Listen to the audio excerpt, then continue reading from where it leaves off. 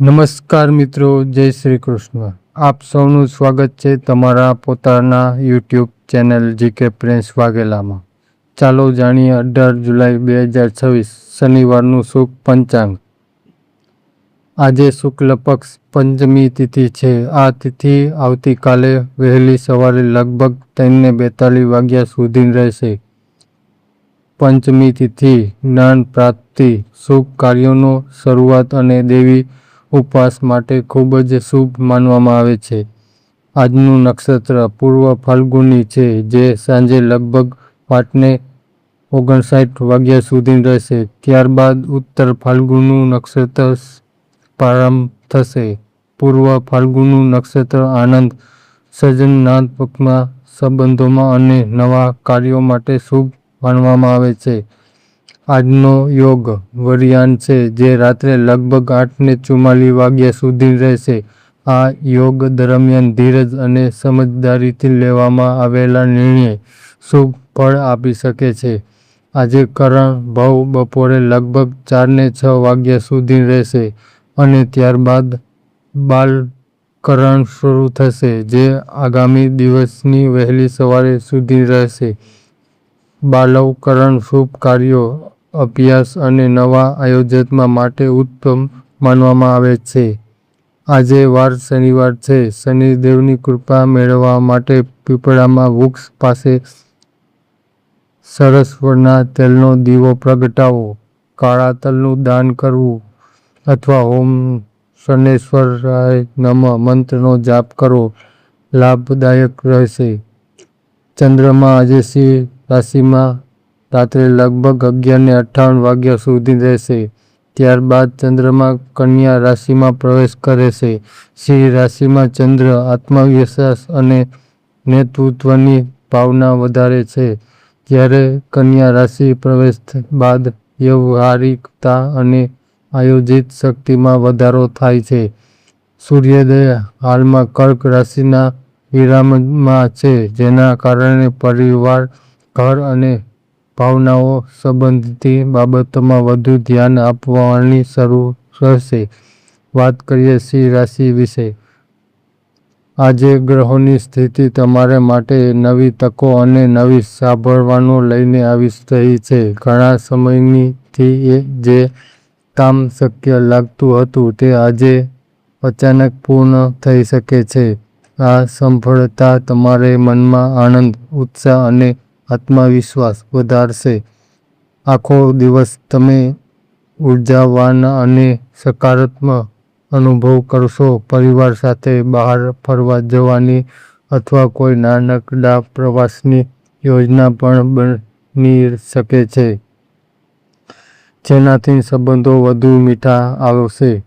નેગેટિવની વાત કરીએ તો આજે તમારા મહત્વના દસ્તાવેજો, કિંમતી વસ્તુઓ અને જરૂરિયાત સામાનનું ખાસ ધ્યાન રાખો. નાની બેદરકારી પણ મોટી મુશ્કેલીનું કારણ બની શકે છે.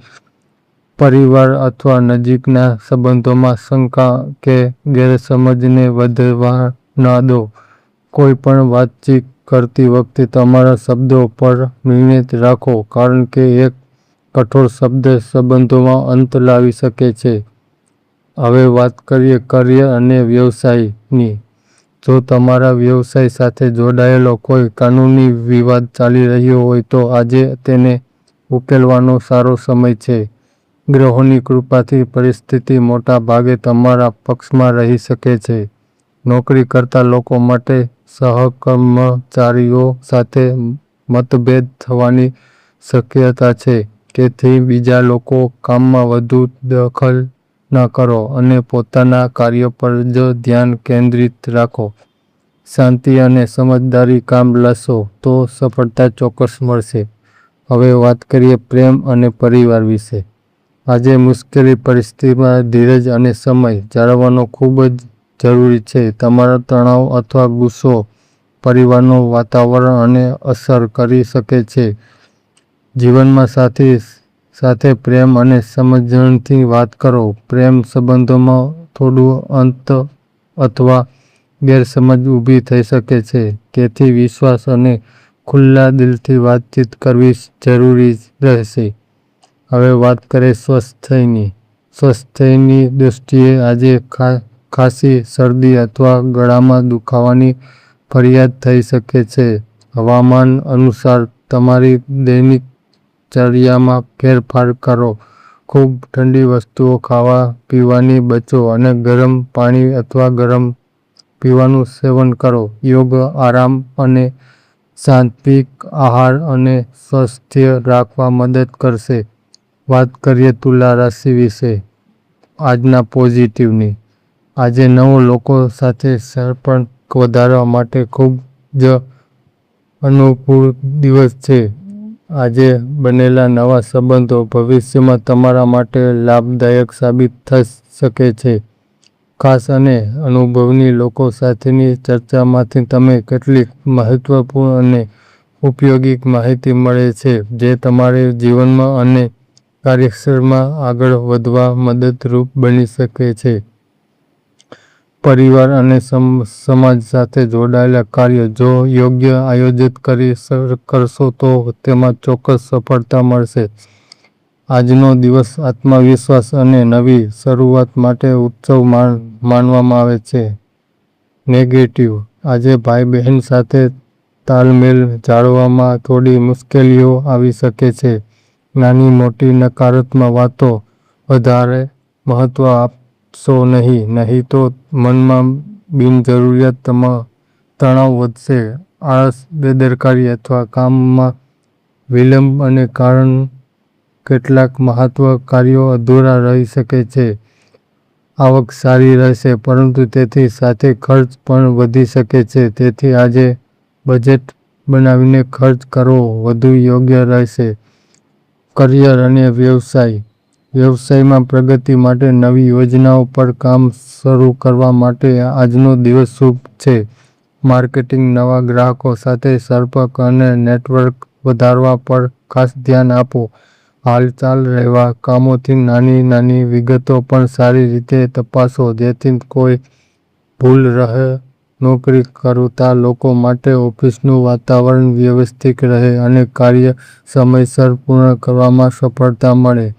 પ્રેમ અને પરિવાર. આજે તમે ઘર અને વ્યવસાય બંને વચ્ચે શુદ્ધ સંતુલન જાળવવાનો પ્રયાસ કરશો અને તેમાં સફળ પણ થશો. પરિવાર સાથે આનંદદાયક સમય પસાર કરવાનો અવસર મળે. પ્રેમ સંબંધોમાં મીઠાશ રહેલી અને પ્રેમી અથવા જીવનસાથીઓ સાથે મુલાકાત થવાની સંભાવના છે. સંબંધોમાં વિશ્વાસ અને પ્રેમ વધુ મજબૂત બનશે.